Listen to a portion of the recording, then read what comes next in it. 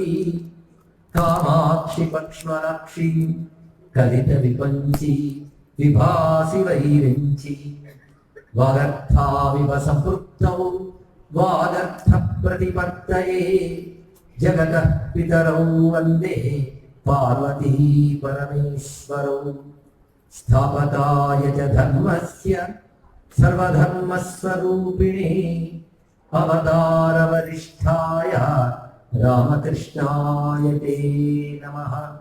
శ్రీరామకృష్ణాయ తే నమః. శ్రీ రామకృష్ణ పరమహంస, శ్రీ శారదామాత, శ్రీ స్వామి వివేకానంద ఈ గురుత్రయ స్మరణతో పవిత్రమైన ఈ ప్రాంగణంలో ఈరోజు పరమహంస గురించి కొంతసేపు ప్రసంగించే భాగ్యం నాకు కల్పించిన పరమేశ్వరుని అనుగ్రహానికి నేను నమస్కరించుకుంటున్నాను.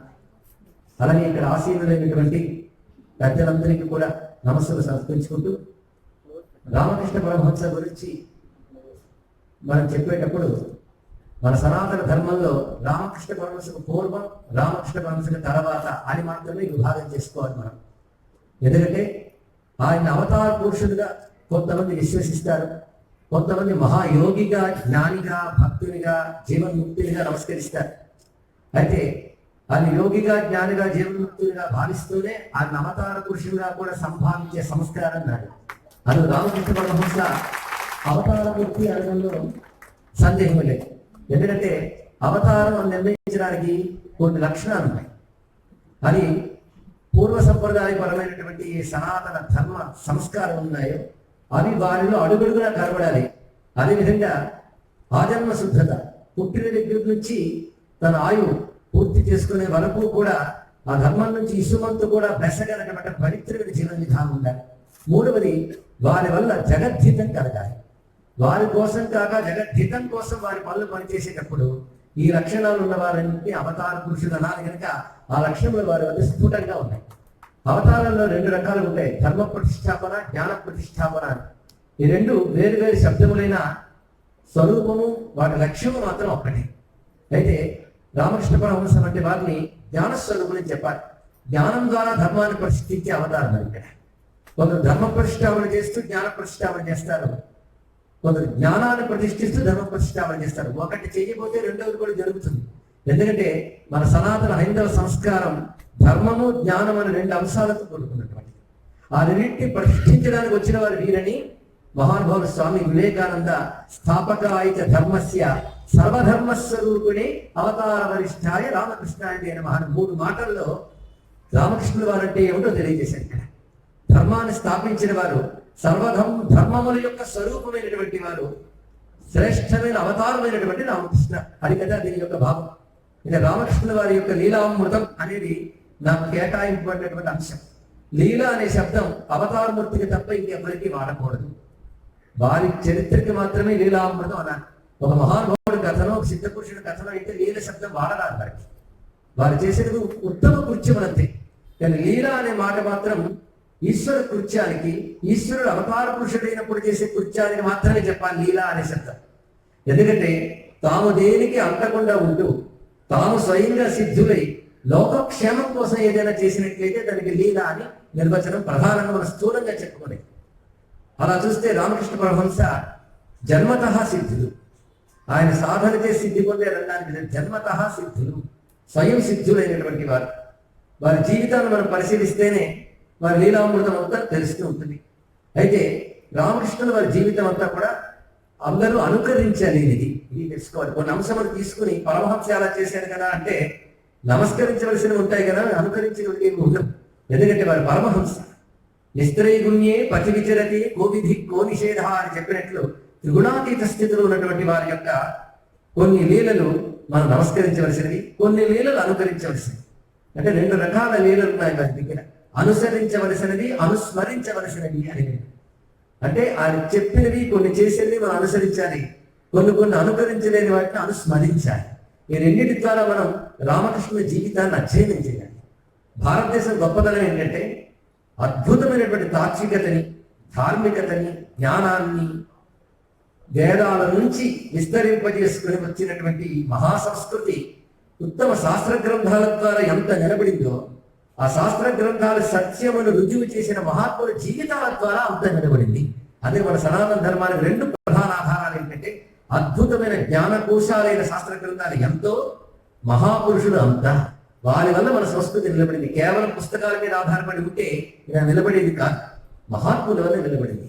అందుకే ఎటువంటి విపరీత కాలాలు వచ్చినప్పటికీ కూడా ఆ మహాపురుషులు అవతరిస్తూ మన సనాతన ధర్మానికి అది సత్యమని తన జీవితం ద్వారా నిరూపిస్తారు. కొందరు బోధనతో తెలియజేస్తారు, కొందరు జీవితంతోనే తెలియజేస్తారు. జీవితంతో బోధతో కూడా తెలియజేసిన మహానుభావుడు రామకృష్ణ పరమహంస. ఆయన జీవితం ఒక పెద్ద బోధ. రామకృష్ణ పరమహంస క్షుదీరామ్ అనేటువంటి మహాత్ముని యొక్క పుత్రుడు. 1836లో ఆవిర్భవించారు. ఈ క్షుదీరామ్ గొప్ప రామభక్తుడు. ఆయన పేరులో రామ ఉన్నది. ఆయన యొక్క పిల్లల పేర్లలో కూడా రామ పెట్టారు, కానీ ఈయన పేరు గదాధర అని పెట్టారు. తర్వాత ఆయన పెట్టకపోయినా రామ వచ్చి చేరింది తర్వాత సందర్భంలో. మొత్తం క్షుదీరామ్ గొప్ప రామభక్తుడు. ఆయన గయా క్షేత్రానికి వెళ్ళినప్పుడు గయ గదాధర తీర్థం అంటే విష్ణు అక్కడ గదాధరుడు అనే పేరుతో ఉంటాడు. గదాధర నామస్మరణమే సద్గతిస్తుంది అంటారు. గయా క్షేత్రానికి వెళ్ళినప్పుడు క్షుదీరామ్ స్వప్నంలో రామచంద్రమూర్తి దర్శనమిచ్చి నేను నీకు అవతరిస్తున్నానని చెప్పాను. ఆయన అది కేవలం స్వప్నం అనుకోకుండా భగవంతుని యొక్క అనుగ్రహంగా భావన చేశాడు. ఎందుకంటే ఆయన నిరంతర రామస్మరణతో మరొకట్లేని మహాత్ముడు. సంధ్యావందనం చేసేటప్పుడు కూడా ఆయాత వరదాని అనేటప్పటికల్లా క్షుదీరామ్ గారి వక్షస్థలంతో ఎమ్మబడిపోయేది. ఆ మంత్రం అంటూ రఘువీర్ రఘువీర్ రఘువర్ అనుకుంటూ ఆయన రామస్మరణ చేసేవారు అని రామకృష్ణ చరితామృతంలో మనకు కనబడుతూ ఉంటుంది. అలాంటి క్షుదీరామ్ ఎప్పుడైతే గదాధరుడు స్వప్నదర్శనం అయ్యాడో ఈసారి సంతానం కలిగితే నీ పేరు పెట్టుకుంటారన్న. అయితే ఈ సంతానం కలిగే ముందు వాళ్ళ అమ్మగారు చంద్రమణి ఆ తల్లి శివాలయానికి వెళ్ళినప్పుడు శివలింగంలో జ్యోతి కనబడింది. ఆమె తన పక్కన ఉన్నామంటే జ్యోతి కనబడుతుందని చెప్తూ ఉండగా జ్యోతి ఆమె గర్భంలో ప్రవేశించి ఆమె చూసింది. ఇక్కడ మొత్తానికి ఈశ్వర అనుగ్రహం, ఈశ్వర స్వరూపం లోకోద్ధరణకు ఆవిర్భవించబోతున్నది. పైగా రామకృష్ణ పరమహంస ఆవిర్భవించే సమయానికి ఈ దేశపు నేపథ్యం ఎలా ఉందో మనం పరిశీలిద్దాం. ఒకవైపు పాశ్చాత్య పాలన, దాంతో స్వధర్మం దెబ్బతింటున్నటువంటి పరిస్థితి. రెండు రకాల వ్యక్తిత్వాలు అప్పుడు బయలుదేరాయి. ఒకటి, ఇతరుల పాలనలో సహజంగా మన యొక్క మానసిక స్థైర్యం దెబ్బతింటుంది, ఒక న్యూనతాభావం ఏర్పడుతుంది. దాంతో మన ధర్మములు గొప్పవి కావేమో అని భ్రాంతి కొందరిదైతే, కొంతమంది పాశ్చాత్య భావజాలంలో పడి మన ధర్మములు గొప్పవి కావు అని నిశ్చయానికి వచ్చేసి అవే గొప్పవి భావిస్తున్నటువంటి సమయం. ఇంకొకరు ఉదాసీనులు, పెద్దగా స్పందించకుండా బతికి వాళ్ళు 3 రకాల వాళ్ళు ఉండేవారు. కానీ పరమహంస ఆవిర్భావం తర్వాత వచ్చినటువంటి చైతన్యం ఈ దేశం యొక్క ధర్మం యొక్క ఔన్నత్యాన్ని ప్రతివాడు భావించేటట్టు, తృప్తి పడేటట్టు, గర్వించేటట్టు చేసింది అని ప్రథమ ప్రయోజనం. అటువంటి ఆ భావం ఆయన హృదయంలోంచి వెళ్ళి వివేకానంద వారి హృదయంలో ప్రవేశించి తద్వారా ప్రపంచమంతా వ్యాపించి ఆనాడు అస్వతంత్రతలో ఉన్న భారతదేశానికి స్వాభిమానాన్ని, ఈ సంస్కృతి యొక్క ధర్మం యొక్క గొప్పతనాన్ని అనుభవించి భావించేట్లు చేసింది. అందుకే భారతదేశం స్వాతంత్ర్య తేజస్సుతో తేజరిల్లడానికి మొట్టమొదటి ప్రాతిపదిక స్వామి వివేకానంద అయితే, వివేకానంద స్ఫూర్తినిచ్చినటువంటి రామకృష్ణ పరమహంస అవతార ప్రయోజనం అంటే ఏదైనా చెప్తే అది అవతార ప్రయోజనం. ధర్మాన్ని, దేశాన్ని ధర్మ తేజస్సుతో రక్షించినటువంటి మహాత్ముడు. ఎందుకంటే ఈ దేశం గొప్పతనం అంతా దాని అత్యంత ప్రాచీనమైన సంస్కృతిలోనే ఉంది. అది కోల్పోతే ఈ దేశానికి భవిష్యత్తు లేదని 1893లో స్వామి వివేకానంద మాట చెప్పారు. దేశ భవిష్యత్తుకు అవసరమైనటువంటి సనాతన ధర్మం ఉన్నదో దాని యొక్క సమగ్ర స్వరూపాన్ని, దానిపై ఉన్నటువంటి అపోహలని, భ్రాంతులని తొలగించి దాన్ని ప్రత్యక్షం చేసినటువంటి మహానుభావులు రామకృష్ణ పరమహంస. మరి అలాంటి అవతార పురుషుడు రావాలి అంటే అటు శివ తేజస్సు, విష్ణు తేజస్సు కలిగివలసినవి. మొత్తానికి గదాధరుడు ఉద్భవించాడు. ఉద్భవించిన దగ్గర నుంచి బాల్యం నుంచి ఆ లీలలు చాలా చాలా ఉన్నాయి. ఎందుకంటే 50 ఏళ్ళ జీవితాన్ని మనం గంటలు చెప్పుకోగలమా? ప్రయత్నిద్దాం. ఎందుకంటే 50 ఏళ్ళ జీవితంలో కొంతకాలం ఈ దశ, కొంతకాలం ఆ దశ అని కాదు. వారు ఆజన్మాంతం ఒకటే. గాంధీ మహాత్ముడు మాట్లాడతాడు, దివ్యత్వం ఒక రూపు కొడితే అది రామకృష్ణ పరమహంస అని. చాలా గొప్ప మాట చెప్పారు. పరిపూర్ణమైన దివ్యత్వమే రామకృష్ణ పరమహంస. అంతేకాదు పవిత్రత అంటేనే రామకృష్ణుడు వారు. ఎప్పుడైనా మనస్సు మనకి కకావికలమైన ఏదో చికాకు అనిపించిన మఠం వేసుకుని రామకృష్ణ పరమహంసని ధ్యానిస్తే చాలండి, మనస్సు పవిత్రమవుతుంది, శాంతమవుతుంది. ఇది అనుభూతితో చెప్తున్నటువంటి అంశం. అది తలంచుకుంటే చాలా పవిత్రమైపోతుంది. అంటే రామకృష్ణ పరమహంస పేరు చెప్తే ఒక మైకం కలిగే స్వభావం కలవాడు నేను వ్యక్తిగతంగా చెప్పడానికి లేదు. కానీ మొట్టమొదట ఈ వైపు ఆలోచించడానికి బుద్ధిని తిప్పింది మాత్రం రామకృష్ణుల వారి వాంగ్మయం. చిన్నతనంలో రామకృష్ణ ఉవాచ అనే చిన్న పుస్తకాన్ని చదువుకున్న తర్వాత అక్కడి నుంచి విడిచిపెట్టకుండా వారి వాంగ్మయం చదవడంతోనే ఆధ్యాత్మిక సంస్కారాలకు శ్రీకారం చుట్టుకొని అదే స్ఫూర్తితో ఏది పరిశీలించిన కోణాల్లో గమనించడం అయితే తర్వాత ఆ బాట మీద గురువులు తీర్చిదిద్దినటువంటి విషయాలే ఇప్పుడు ఈ జీవితానికి ప్రారంభం కనుక నేను రామకృష్ణ పరమహంస ఆది గురువు గారి భావన. అయితే రామకృష్ణ పరమహంస అవతారం చాలించారని కాదు, స్మరిస్తే అనుగ్రహించగలిగేటువంటి తేజస్సు కలిగిన సిద్ధావతారం కనుక ఇక్కడ మనల్ని వారు అనుగ్రహిస్తూనే ఉన్నారు, అక్కడ సందేహం లేదు. వారు వెళ్ళిపోయేవాడు కాదు, ఉండిపోయేవాడు. అలాంటి మహాత్ములు వాడు ఎప్పుడూ ఉంటారు, స్థిరంగా ఉంటారు. అలాంటి మహానువుడు బాల్యం నుంచి ఆయన చూపించినటువంటి ఆ దివ్యత్వ ప్రకటనల్ని లీలలంటాం మనం. దివ్యత్వ ప్రకటనయే లీల. ఈ నిర్వచనం గుర్తుపెట్టుకుంటే ఆ దివ్యత్వాన్ని ఎక్కడలా చూపించారని చూడాలి. సుమారు ఆయన 11వ ఏట మరమరాలు తింటూ ఒక పొలం పెట్టు నడుస్తూ ఉంటే ఒక నల్లని మబ్బు దగ్గర తెల్లని కొంగల బాలు వెళుతూ ఉన్న దృశ్యం ఎంత మనోహరంగా ఉంటుందండి. ఈ మనోహర భావాన్ని ఇంచుమించు అందరూ చూస్తారు, ఆహా అనుకుంటారు, కానీ భావంతో సమాధి పొందడం అలాగా తెలియాలి. భావ సమాధి అంటారు. ఒక దివ్య భావంతో మనైకమై బాహ్య స్పృహ కోల్పోయినటువంటి స్థితి ఒక భావనాయోగం. ఆయన చూసిన వెంటనే భావ సమాధికి లోనై ఆ చేతులు మరమరాలు కింద పడిపోయాయి, తాను కింద పడిపోయాడు. భావ సమాధిలో మొట్టమొదటి భావ సమాధి అంటే ఆయనకు అందులో ఏం కనబడిందో ఆ నల్లని మబ్బు, నల్లని కాళీల, ఆ తెల్లని కొంగల బారు, ఆ తెల్లని మెడలో ఉన్నటువంటి తెల్లని పొదల మాలలా గోచరించిందో ఏంటో. ఆ తాదాత్మ్యస్థితిలో అనుభవించాడు భావ సమాధి. పొలం గట్టి మీద పడిపోయాడు, ఇంటికి తీసుకెళ్లారు తెలిసిన వారు. ఆ తర్వాత ఇలాంటి భావతాదాత్మ్యాలు ఎన్ని అనుభవించాడు ఆయన. అంటే ఒక దివ్య భావాన్ని చూసి ఆహా బాగుంది అనుకోవడం వేరు, అందులో దైవత్వాన్ని అనుభవిస్తూ తాదాత్మ్యం చెందడం అనేది ఒక యోగం. అది అనేక జన్మల పుణ్య సంస్కారం ఉంటే ఒక సిద్ధపురుషుడికి లభిస్తుంది. ఇలాంటి మహాత్ములకి జన్మతః లభించింది. ఇలాంటి భావతాదాత్మ్య స్థితిలో ఉన్నటువంటి మహాభావుడు కొంతకాలానికి వాళ్ళ నాన్నగారు మరణించడం బాల్యంలోనే జరిగింది. ఈ అనుభూతి కంటే వెనకే జరిగింది వాళ్ళ నాన్నగారి యొక్క మరణం. క్షుదిరామ్ గారు అది కూడా మహాశివరాత్రి నాడు రఘువర్ అంటే కింద పడిపోయిన నాన్నగారు. ఇంకా అటువంటి అద్భుతమైనటువంటి తండ్రి ఆయన.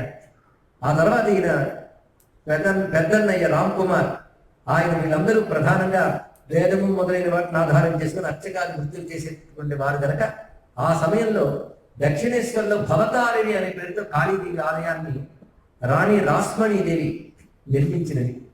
రాణి రాస్మణి గొప్ప సంపన్నురాలు. అమ్మవారు కల్లో కనబడి ఆలయాన్ని నిర్మింపజేయమంటే నిర్మించారు. దానికి సరైన యోగ్యుడైనటువంటి అర్చకుణ్ణి చూడాలి అనే సమయంలో రామ్ కుమార్ దొరికారు. అప్పుడు రామ్ కుమార్తో పాటు గదాధరుడు కూడా అక్కడికి వచ్చాడు. ఆ సమయంలో ఆయన ప్రధానంగా అర్చకత్వం వహిస్తూ ఉన్నప్పటికీ కొంతకాలం సేపు ఈయన అర్చకత్వంకి వెళ్ళలేదు. కానీ అమ్మవారి ప్రేరణ కొంతకాలం వెళ్ళారు. వీళ్ళకి ఒక బంధువైనటువంటి హృదయ్ అనేటువంటి వారికి సహాయకుడుగా ఉన్నారు. అప్పుడు వీరు ఉభయులు కూడాను అక్కడ అమ్మవారి మందిరం, రాధాకృష్ణ మందిరం, మరొక వైపు రమ్యమైన ద్వాదశ శివాలయాలు ఉంటాయి దక్షిణేశ్వరంలో. వీటిని వీళ్ళు అర్చన చేసుకుంటూ ఉండేవారు. ఎందుకంటే ఆయన మాట అన్నారు, నాకు ఈ ఆభరణాలు దాచడానికి ఏమి చేత కాదు, దానికి ఎవరైనా సహాయకుడుగా ఉంటే నేను ఉంటానంటే హృదయ అనే అక్కడ నేను ఉంటానని చెప్పాను. ఈయన అర్చనలు చేస్తూ ఉండేవారు. ఆ సమయంలో ఈ మహానుభావుని యొక్క భావ తీవ్రత ఏదైతే ఉన్నదో దాన్ని మనం పరిశీలిస్తే ఆయన యొక్క అవతార లక్షణం తెలుస్తుంది. ఆ కాళీమాతను ఒక అర్చకుడిలో కొలుచుకోవడం కాకుండా సాక్షాత్ జగన్మాతగానే భావించి ఆరాధన చేయడం. అంతేకాదు కాళీమాత దర్శనం కోసం ఈయన పట్ట తహతహ చాలా విశేషంగా ఉంటుంది. దేవతా దర్శనాలు సత్యాలా కావాలని చాలా మంది ఇప్పటికీ తర్కాలు చేస్తూ ఉంటారు. దర్శించిన మహాత్ముల చరిత్రలు వేల వేలు మనకు కనిపిస్తున్నా ఇంకా తర్కాల్లో ఉన్నామంటే మనకి ఇంకా బాగుపడే యోగం నారని అర్థం. మహాత్ముల అనుభవాలు మన వేలపడే తర్కాలు అవసరం లేకుండా చేస్తాయి. ఇది తెలుసుకోండి. ఇక్కడ నువ్వు తర్కించి తెలుసుకోవాల్సిందంతా వాళ్ళు అనుభవించి నిర్ధారించేసాక ఇంక నీకు తర్కాలు ఎందుకు, అనుభవం కూడా సాధన చేయాలంటే మహాత్ముల చరిత్రలు ఆధారంగా తీసుకున్నాక మరి తర్కాలతో బుద్ధిని కలుషితం చేసుకోకూడదు. తర్కించవచ్చు కానీ ఆయన్ని గ్రహించగలిగేటప్పుడు తర్కశక్తి మనకు లేదు. తెలుసుకోవాలి. మొత్తానికి మహానుభావుడు అమ్మవారి సాక్షాత్కారం కోసం పడ్డ తపన చూడండి. ఏడ్చాడు. తలపించ నజానే విలపనం. మంత్రాలకి తంత్రాలకి అమ్మవారు దొరకం. బాధపడ్డారు, తప్పించారు. అంతేకాదు అమ్మవారు ఆరాధన తప్పచెప్పాక కేవలం ఏదో తెలిసినటువంటి అష్టోత్తర శతాలతోనూ షోడశోపచార పూజలతో కాకుండా అమ్మవారి ఉపాసన ప్రక్రియ, ఆరాధన ప్రక్రియని తెలుసుకుని చేస్తే బాగుంటుంది అని కేనారా భట్టాచార్య అనేటటువంటి ఒక కాళీ ఉపాసకుని ద్వారా వీళ్ళ అన్నగారు ఈయనకి మంత్రదీక్ష ఇప్పించారు, కాళీ మంత్ర దీక్ష. మంత్రం పుచ్చుకుంటూనే ఈయన ఒక్కసారి అద్భుతంగా ఆనందంగా కేక వేశారు. ఆనందంగా ఇది ఎంతమందికి లభిస్తుందని భగవద్ అనుభూతి. మంత్రం వస్తూనే అటువంటి ప్రకటన చేయడం చరిత్రలో, అధునాతన చరిత్రలో ఇద్దరిలో కనబడుతుంది. అదే గయాక్షేత్రంలో గదాధరుడి పాదాల దగ్గర ఇది విష్ణు పాదాలు అనగానే ఆయన మూర్చిపోయాడు. విష్ణు పాదాలన్న మాటకు మూర్చిపోయాడు. మరి ఎదురుగా విష్ణుమూర్తి విగ్రహం ఉన్నా అనుకుంటాడు, మూర్చిపోయాడు. మూర్చిపోయి అక్కడ బాగా జనసమ్మర్దం ఉంటుంది కనుక అందులో పడిపోతూ ఉంటే ఒక మహాపురుషుడు పట్టుకుని పైకి లేపాడు. పైకి లేపి ఒక చెట్టు కింద కూర్చోబెట్టి శారీ ఇచ్చిన తర్వాత నీ కృష్ణమంత్రం ఇస్తాను తీసుకుంటావా అన్నాడు. ఇలా కృష్ణమంత్రం చెవిలో పడుతూనే ఆయన మూర్చిపోయి సమాధిలోకి పడిపోయాడు, మంత్రం పడుతూనే. అలా పడిపోయిన మహానుభావుడి పేరు చైతన్య మహాప్రభు. ఆయన ఒక మంత్రాన్ని పొందిన వెంటనే అటువంటి సమాధి స్థితి పొందారు. కాళీ మంత్రాన్ని పొందిన వెంటనే అటువంటి స్థితిని పొందారు. అంటే వీళ్ళు కొంతకాలం మంత్రం చేసి పురస్చరణ చేసి సిద్ధి పొందవలసిన అవసరం లేదు. మంత్రం చెవిలో పెడుతూనే అమ్మవారు హృదయంలో ప్రవేశించారండి. అటువంటి సిద్ధపురుషుడు ఆ మహాత్ముడు. ఆయన న్యాసాలు చేసే పద్ధతి చూడాలి. అంటే చాలా మంది జపం చేస్తారు, పూజలు చేస్తారు, కానీ భావించరు. భావం లేదు కనుక భావ సమాధి రాదు. భావం అంటే ఎప్పటికో భావ సమాధి. కానీ జనప్రాయంగా పూజించే వారికి పూజతోనే సమాధి పొందవచ్చని తెలియదు. అందుకే మహానుభావుడు మనకు ఆ విషయం చెప్పడానికి అవతార పురుషుడు పూజారిగా వచ్చాడు. పూజతోని అటువంటి స్థితిని ఎలా పొందవచ్చో చూపించడానికి. న్యాసం చేసేటప్పుడు ఏ అవయవంలో, ఏ ఉపాంగంలో, ఏ మంత్రాన్ని, ఏ బీజాన్ని న్యాసం చేయాలో చేసేటప్పుడు ఆ బీజశక్తి తనలోకి ప్రవేశించినట్టు అని అనుభవించేవారు. ఇక్కడ భావించేవారు అనేది నేను అనుభవించేవారు. భావం కాదు, అనుభవం.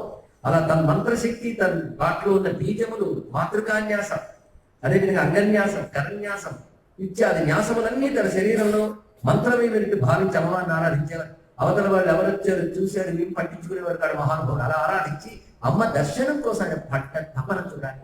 ఒక్కొక్కసారి ఆ తల్లి కనబడట్లేదని చెప్పి ముఖాన్ని నేలకు రాసుకునేవాడు, ఏడ్చేవాడు అక్కడ అల్లకొట్టుకుని.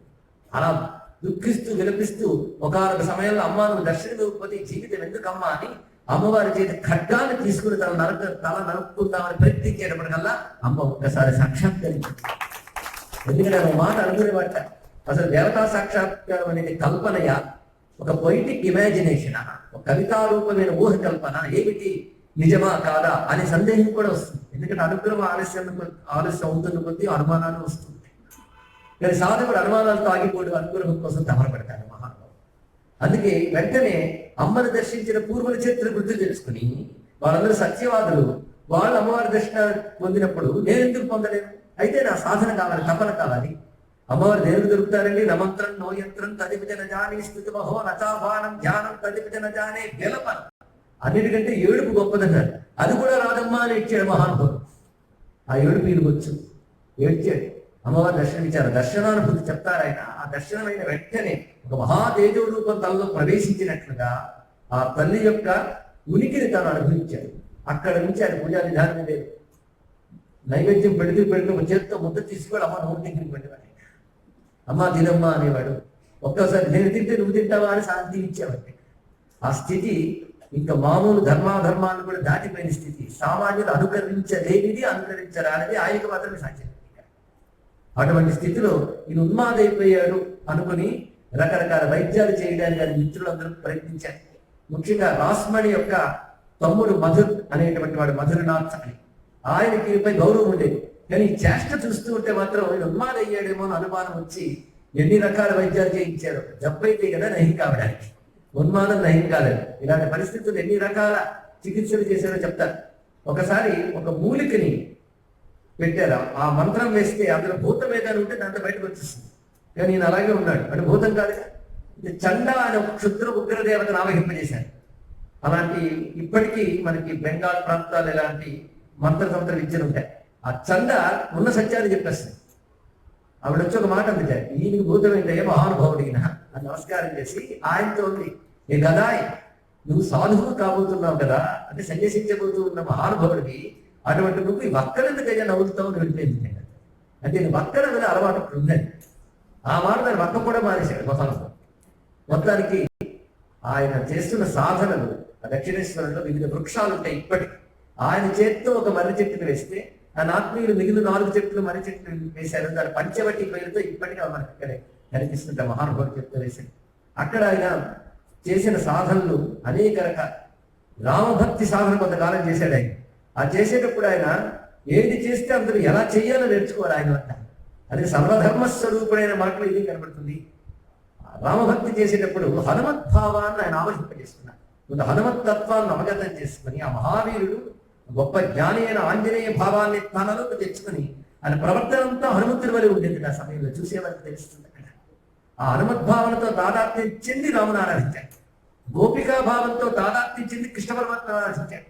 ఆ సమయంలో కృష్ణ భక్తులకి ఆయనలో కృష్ణుడు కనబడేవాడు, రామభక్తుడికి ఆయనలో రాముడు కనబడేవాడు. ఇలా అనేక రకాలు. మధురనాథ్కి ఆయన మీద గౌరవం ఉండేది, మహాత్ముడని భావం ఉండేది. కానీ నిర్ధారణకు రావడానికి కొంత పడుతుంది. ఒకసారి మధురనాథ్ గదిలో ఉంటే పరమహంస అటు ఇటు తిరుగుతున్నారు. అటు తిరుగుతున్నప్పుడు కాళీ కనబడేది, ఇటు తిరుగుతున్నప్పుడు శివుడు కనబడేవాడు. ఒక్కసారి కాదు, 2 సార్లు కాదు, అనేక వాళ్ళు తనని తాను గిల్లి చూసుకుని అప్పుడు తెలుసుకుని పాదాలు నిలబడ్డాడు. ఇవన్నీ కూడా ఆయన సర్వదేవతాత్మకుడైన పరబ్రహ్మ భావాన్ని తనలో తాదాత్మ్యం చేయించుకోవడం వల్ల సర్వదేవతాత్మకుడైన పరబ్రహ్మ అనేక దేవతా రూపాలతో ఆయన దర్శనమిచ్చేటువంటి వాడు. అంతేకాదు ఆ మహానుభావుడు మొదట ఆచార సంపన్నుడుగా ఖచ్చితంగా అన్ని పాటించినప్పటికీ ఆరూఢ స్థితికి వెళ్ళిన తర్వాత క్రమంగా సామాన్యులనుకునే ఆచారాలకు అతీతంగానే ప్రవర్తించేవాడు. ఆచారాలు పాటించకపోతే భ్రష్టుడు అంటారు, ఆచారాలకు అతీతుడైతే అవధూత అంటారు. ఇంటికి అంత లక్షణాలు ఉంటాయి. మహానుభావుడు మాట అన్నాడు, ఆచారాలు ఎంతవరకు అయ్యా అంటే పుండు మానడానికి మనం లేపనాలు చేస్తాం, కానీ బలవంతంగా పీకేయకూడదు. పీకేస్తే కోతుకుండు బ్రహ్మరక్ష అవుతుంది. కనుక ఆ పుండు మానడానికి లేపనాలు ఎలాంటివో ఆచారాలు అలాంటివి. అజ్ఞానం పుండు మానడానికి, అది మానిన తర్వాత మరి లేపనాలు అక్కర్లేదు కదా అని కూడా గొప్ప భావాన్ని చెప్పాడు. కానీ ఆచారాలు అవసరం ఎంతవరకు అని దాన్ని చూపించాడు, తాను చేసి చూపించాడు మహానుభావుడు. అంతేకాదు కర్మను విడిచిపెట్టమని ఎప్పుడు చెప్పలేదు ఆయన. ప్రతి వాళ్ళు వారి కర్మలు వారికి చేయాలి. ఎందుకంటే తన స్థితిని అనుసరించి బాధ చేయడం కాదు, అవతలి వారి స్థితిని పరిశీలించి బాధ చేయాలి. కనుక గృహస్థులు గారు చెప్పిన ధర్మాల్లో కర్మలు విడిచిపెట్టవచ్చు. కర్మలు మిమ్మల్ని విడిచిపెట్టాలి కానీ మీరు కర్మలు విడిచిపెట్టరాదు అని వాడు. అది ఎలాగంటే ఒకరు పుస్తకం చదువుతూ నిద్రపోతే పుస్తకం చేతి నుండి జారిపోతుంది. అలాగే కర్మలు మనం ఆచరిస్తూ భగవంతుడితో తాదాత్మ్యం చెందినప్పుడు కర్మలు తమంతటా మనల్ని వదలాలి తప్ప మనం బలవంతంగా కర్మలు వదలరాదని గొప్పగా చెప్పాడు. పైగా ఒక మంచి కర్మ చేయాలన్నా, మంచి జ్ఞానాన్ని 10 మందికి చెప్పాలన్నా ముందు నువ్వు భక్తుడివి కావాలి, నువ్వు అనుభవించాలి. ఆ తర్వాత నువ్వు ఏదైనా చేయి. కానీ కర్మ చేయడానికి ముందు నువ్వు భక్తుడివి కర్మను చేయని గొప్పగా చెప్పారు. దీన్ని బట్టి భక్తి వచ్చాక అప్పుడు కర్మ చేస్తాను, కర్మమని భక్తిమని కూర్చోమని కాదు ఇక్కడ చెప్పడం. భక్తి లేకపోతే కర్మ జడమవుతుంది అనే విషయాన్ని చెప్పారు. ఇక్కడ భక్తితో కర్మ చేయమని బోధించారు. అంటే ఆయన జీవితాల్లో చెప్పుకుంటారు మాటలు కూడా మనం కలబోసుకుంటూ వెళుతూ ఉన్నాయి. ఇక్కడ ఇలా వెళ్ళినటువంటి మహానుభావుడి యొక్క ప్రవర్తన ఉన్మాదం ఇచ్చాక చాలా మంది అనుకున్నప్పటికీ కూడా కొంతమంది మహాత్ములు తమంతో తాము అక్కడికి వచ్చారు. ఆయన ఎక్కడికి వెళ్ళలేదు. ఆయనకి ఇష్టం ఏంటంటే గంగ. ఆ గంగ అక్కడే ప్రవహిస్తుంది. మరోవైపు కాళీమాత, రాధాకృష్ణుడు, పరమేశ్వరుడు ఆ చోట్లో ఉన్నటువంటి వారు. ఆయన ఏ దేవతలైనా ఒకే భావంతో ఆరాధన చేసేవారని తెలుసుకోవాలి ఇక్కడ. అంతేగాని ఒక దేవత ఏంది ఇష్టం, ఒక దేవత ఏంది లేకపోవడం లేదు. ఆయన కాళీదేవిని ప్రధానంగా ఉపాసించినప్పటికీ కూడా కృష్ణస్వరూపము, శివస్వరూపము, దాని భిన్నములు కావనేటువంటి తత్వం తెలిసిన వాడు. అలాగే రామారాధన కూడా చేసినటువంటి వాడు. ఆ మహాత్మునికి సమీపంలో ఒకసారి ఒక యోగిని అక్కడికి చేరుకున్నది. ఆమె శాస్త్రబద్ధమైనటువంటి పద్ధతిలో సాధన చేసి సిద్ధి పొందిన వనిత. ఆమె శాస్త్రం అని తెలుసు. ఈ మహానుభావుడు అప్పటికే పెద్ద శాస్త్రాలు ఏం వల్ల వేయలేదు. వీరి అనుభూతులు శాస్త్ర సమ్మతం అవునా కావాలి చెప్పేవాళ్ళు ఎవరున్నారు. ఎందుకంటే అనుభూతులు చాలా మంది గొప్పగా అనిపిస్తాయి కానీ శాస్త్ర సమ్మతం అవునో కావో తెలియదు. కానీ సిద్ధ పురుషులు శాస్త్రాలు చదివి అనుభవానికి వెళ్ళరు. వాళ్ళ అనుభవం సహజంగా ఉంటుంది. కానీ వాళ్ళ అనుభవం శాస్త్ర సమ్మతం అని చెప్పడానికి మహాత్ములు ఎవరైనా వస్తారు. అలా వచ్చిన ఆమె పేరు యోగేశ్వరి. ఆమెకు బ్రాహ్మణి అనే నామాంతరం కూడా ఉన్నది. ఆ తల్లి పరమహంసని పరిశీలించింది. ఆమె మహాయోగిని అప్పటికే ప్రసిద్ధురాలు. ఆవిడ వచ్చిందని తెలిసాక పరమహంస ఆవిడతో మాట్లాడుతూ నాకు ఇలా ఇలా అనిపిస్తుంటుంది. కొందరు ఉన్మాదం అంటూ ఉంటారు, అవునో కాదో నాకు తెలియదు, దీన్ని ఏమంటారు నువ్వే చెప్పమ్మా. ఆవిడ ఒకవైపు తంత్రశాస్త్రాల్లో సిద్ధురాలు, వైష్ణవ భక్తి సంప్రదాయంలో ఉత్తీర్ణురాలు. ఆ సంప్రదాయంలో ఉంటుంది. ఆవిడ రామకృష్ణ పరమహంసలో కృష్ణ భావాన్ని అనేక వాళ్ళు పరిశీలించినాక ఆవిడ ఒక మాట అన్నది, నాయన ఇది ఉన్మాదం కాదు, దీని శాస్త్ర భాషలో మహాభావము అంటారు. ఇక్కడ మహాభావం అనేది భక్తి సంప్రదాయంలో లోతైనటువంటి అంశం. దీన్ని మధుసూదన సరస్వతి మొదలైనటువంటి వారు భక్తి రసాయనం మొదలైన గ్రంథాల్లో చాలా గొప్పగా తెలియజేశారు. మహాభావం అనేటువంటి మహాభావం అంటే భౌతికమైన దేహము, విషయములు వీటిని విస్మరించి పరమాత్మతో భావతాదాత్మ్యం చెందినప్పుడు వారి యొక్క స్థితిని మహాభావము అంటారు. అది స్థిరపడితే మహాభావ సమాధి అంటారు. మహాభావ స్వరూపుడే రాధాదేవి అనేది ఆ ఉపాసకులకు తెలిసే ఒకనొక రహస్యం. ఇది కథలు చదువుకునే వాళ్ళకి తెలియలేదు, ఒకనొక రహస్యం. మహాభావ శరీరము, ఆ శరీరం, ఆ కోశం పంచకోశాల కంటే విలక్షణమైనది. ఆ మహాభావ కోశం ఉంటే ఆ కోశంతో భగవద్ అనుభవం వస్తుంది. మిగిలిన 5 కోశాలతో ప్రపంచ అనుభవం, భగవద్ అనుభవానికి మాత్రం మహాభావ కోశం. నీకున్నది ఆ మహాభావం నాయన, ఇది శాస్త్ర సంబంధమైనది అని చెప్తే ఆ నుంచి కొన్ని తంత్ర విద్యలు కూడా నేను గ్రహించాను. ఇది మనం పరమహంస జీవితంలో ఒక ప్రధానమైనటువంటి మలుపుగా చెప్పుకోవాలి. ఆ విద్యను గ్రహించిన కొంతకాలానికి మళ్ళీ తోతాపురి అనేటువంటి పంజాబ్ దేశానికి సంబంధించిన ఒక సన్యాసి, ఈ నాగ సంప్రదాయానికి సంబంధించిన సన్యాసి, ఆ సంప్రదాయంలో కూడా అద్వైత సిద్ధులు ఉన్నారు. ఈయన ఒక పెద్ద అద్వైత జ్ఞాని, దానికి సంబంధించిన సన్యాసి. ఆ తోతాపురి ఎక్కడ ఎక్కువసేపు ఉంటాడు, ఎక్కువ ఉంటే 3 రాత్రులు మించి ఒక చోటు ఉంటాడు. ఆయన సన్యాసి నియమం అది. అలాంటి నీ మహానుభావం దర్శించిన వెంటనే ఆయన ఆనంద పరవశుడై, నీకు నేను అద్వైత సిద్ధినిస్తాను, స్వీకరిస్తావా అంటే మహావాక్యమును శ్రవణం చేయడం, దాన్ని ధ్యాన సమాధి స్థితులతో అధ్యయనం చేయడం, సాధన చేయడం, దాని ఆంతర్యం. ఇది సరే అన్నాడు. అమ్మ ఆజ్ఞ అయితే తీసుకుంటాను అన్నాడు. వీళ్ళు అమ్మతో చెప్పాడు, అమ్మ తీసుకోమని చెప్పింది. అన్ని అమ్మ అనుమతులు ఏం చేయడు, అమ్మతో మాట్లాడరావాలని. ఎందుకంటే అమ్మవారి యొక్క ఉనికి అడుగడుగునా నేను అనుభవిస్తున్నాను. ఒకసారి అమ్మవారితో మాట్లాడుతుంటే వాడు బయటికి వెళ్ళినట్టు అనిపించింది ఆయనకి రాత్రి వేళ. ఎక్కడికి వెళ్ళిపోయి అమ్మ అనుకుని ఇది భ్రాంతి ఏమో అనుకు పైకి చూస్తే ఆ దేవాలయపు మెట్లన్నీ ఎక్కి పైన నిలబడి ఆ తల్లి ఆ నిద్రనీలపు కాంతులతో ఉన్న శరీరం నిరగబోసినటువంటి జడతో 3 కన్నులతో అటు గంగా నదిని అటు కలకత్తా నగరాన్ని చూస్తూ కనబడింది. అలా అమ్మవారిని దర్శించిన బాగా అది అమ్మని అడిగి వస్తానని చెప్పి అమ్మ తీసుకోమన్నాడు. అప్పుడు సరేనని చెప్పి ఆయనకి ఎంతో దానికి కావలసినటువంటి దీక్షనంతా ఇచ్చాడు. అంటే సన్యాస దీక్ష వారి సంప్రదాయం ప్రకారమే అది తీసుకున్నాడు. ఆయన తీసుకున్న తర్వాత ఇంకా నిర్వికల్ప సమాధికి సాధన మొదలవుతుంది. అంటే నామరూపాతీతమైన గురతత్వంతో ఆ సమాధి స్థితిని అనుభవించాలి. అదే కదా అక్కడ బ్రహ్మజ్ఞాన మార్గంలో ఉన్నది. అది ఇవ్వడం కోసం తాపత్రయపడుతూ గురు మధ్యస్థాల్లో చెయ్యి పెట్టి నామరూపాతీతత్వం గురించి చెప్తూ ఉంటే నా వల్ల కావట్లేదు అన్నారు పరమహంస. నువ్వు ఎంత చెప్పినా నాకు ఖాళీ కనబడుతుంది, ఆ నామం రూపం కనబడుతుంది, నా వల్ల అవ్వట్లేదు అంటే ఒక గాజు పెంకు తీసుకొచ్చి పరమహంస యొక్క భూమధ్యభాగం నొక్కి ఇప్పుడు చూడు అన్నారు. క్షణంలో ఆయన అమ్మవారిని ప్రార్థన చేశారు, తల్లి అదే అందుకునేటట్టు నువ్వే చెయ్యు అంటే ఆ తెర తొలగి ఆయన నిర్గుణ బ్రహ్మ సమాధిని పొందాడు. ఆ సమాధి స్థితి పొందాక తోతాపురికి ఆశ్చర్యం కలిగింది. ఎందుకంటే సమాధిలోకి వెళ్ళిన వాడు 3 రోజుల వరకు బయటికి రావాలి. 3 రోజుల పాటు సమాధిలో ఉన్నాడు.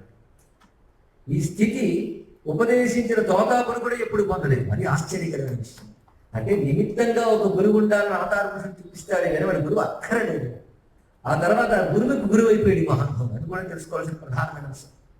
ఎక్కడ 3 రాత్రులకు మించి ఉండని వాడు ఈయన సమాధి స్థితిని పరిశీలించి 3 రోజుల పై పట్టి ఉండగానే ఈయన సిద్ధుడయ్యా అని మనసారా నమస్కరించుకున్నాడు ఆయన. ఆ తర్వాత 11 నెలల పాటు పరమహంసతోనే ఉన్నారు.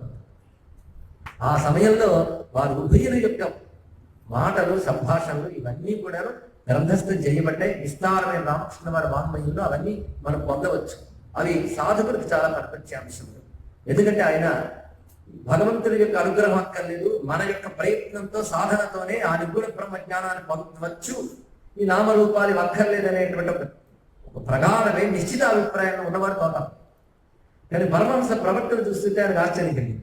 ఎందుకంటే ఈయన ఇంకా నేర్చుకుంటున్న స్థితి కాదు, సిద్ధి పొందడం తానే స్వయంగా చూశాడు. ఆ సిద్ధి పొందిన వాడు భగవన్నామస్మరణ చేస్తూ చప్పట్లు కొడుతూ కాళీదేవి నాట్యం చేస్తూ ఉంటే ఏమిటి అంత పొందిన వాడు మళ్ళీ పిచ్చికెళ్తూ ఏమిటి అనుకునేవాడు. ఒకసారి రామకృష్ణ పరమహంస చప్పట్లు కొడుతూ నాట్యం చేస్తుంటే నీకేమిటో ఈ చపాతీలు వచ్చుతున్నావా? అప్పుడు దీనికి చపాతీలు అంటూ నీకు అర్థం కాలేదేమో, కాళీమాత నామానికి ఆనందపడుతున్నాము అన్నాడు. అప్పుడు ఆయన అర్థమైంది, బ్రహ్మానంద సమాధిని పొందిన వాడు భగవంతుని యొక్క దివ్యనామ రూపాన్ని నిరసించాడు, అది కూడా అంత దివ్యమైన తెలుసుకుంటాడు. అనుభవం పొందిన వాడు ఇవన్నీ తెలుసుకోవాల్సింది. పరమాంస జీవితాన్ని పరిశీలిస్తే అధ్యయనం అవుతుంది. అంతేకాదు ఒకసారి వీళ్ళిద్దరూ ఒక మంట దగ్గర కూర్చున్నారు, చలి మంట దగ్గర. అప్పుడు ఎవడో ఒక సామాన్యుడు వచ్చి ఆ మంటలోంచి కొంత భాగం తాను తీసుకుందామని ప్రయత్నించినప్పటికల్లా ఆ తోతాపురి మహాతాపంతో పాపం అని తిట్టాడు. వెంటనే పెద్ద నవ్వున పెట్టు. ఏంటంటే సర్వము బ్రహ్మముగా దర్శించేవాడు ఇతను పక్కకు బొమ్మను కూడా చెప్తున్నాడు అంటే అది సిగ్గుపడ్డాడు. ఇప్పుడు ఇటువంటి ఎవరి స్థితి సర్వత్రా సమదర్శిన అనే మాట అన్నది అది గొప్ప గొప్ప కబుర్లు చెప్పడం కాదు. అనుభవానికి వచ్చినప్పుడు ఏమవుతుందో మనం పరిశీలించాల్సినటువంటి అంశం. ఇలాంటి మహానుభావుడు ఒకసారి అమ్మవారి గానాలు జరుగుతున్నాయి, ఉత్సవాలు జరుగుతున్నాయి, అక్కడ రాస్మణి కూర్చున్నది. రాస్మణి అంటే అలాంటి సమాజంలో కూడా గొప్ప గౌరవ స్థానం, సంపన్నురాలు, ప్రఖ్యాతురాలు, అలాగే ఇంత దేవస్థానానికి అధికారి. అటువంటిప్పుడు ఆమెను అందరూ గౌరవిస్తారు కదా. ఆమె కూర్చుని అందరూ గానం చేస్తున్నారు తాళాత్మ్యంతో, నేను అర్థం చేస్తున్నాడు. మధ్యలో లోచొచ్చి ఆమె చెప్ప మీద గట్టిగా కొట్టాడు రెండు వేలు. ఎవరికైనా భయం వేస్తుందండి, ఎందుకంటే అధికారిగా కొడితే ఈ పని ఏమిటి అంటే ఇది సర్వతంత్ర స్వతంత్రుడు. ఆమె చేత నియమింపబడ్డ పూజారి కాదు, పేరు కల కనబడ్డ సర్వతంత్ర స్వతంత్రుడు మహానుభావుడు. ఎందుకంటే సిద్ధులు ఏ ఒక్కరి అధికారంలో లొంగరు, వాళ్ళు నిరంతర స్వతంత్రుడు. అస్వతంత్రత వాళ్ళకు ఉండదు. ఎప్పుడైతే లెంపగా కొట్టాడో ఒక మాట అన్నాడు, ఇప్పుడు కూడా అదే గొడవేనా అన్నట్టు. ఓకే, ఆశ్చర్యం కలిగింది ఆమెకి. కొంతసేపు విరామం తర్వాత అధికారులు మిగిలిన వాళ్ళంతా చూసుకునే వాళ్ళు ఆమె చేతి వాళ్ళకి తప్పదు, ఈయన ఉద్యోగం నుంచి తీసేస్తుంది అని అనుకున్నాడు. ఆమె వద్దకు వచ్చి చెప్పారు, చూసారు ఎలాంటి పని చేశాడంటే ఆ మహానుభావుడు తండ్రి పిల్లలు కొట్టాడు.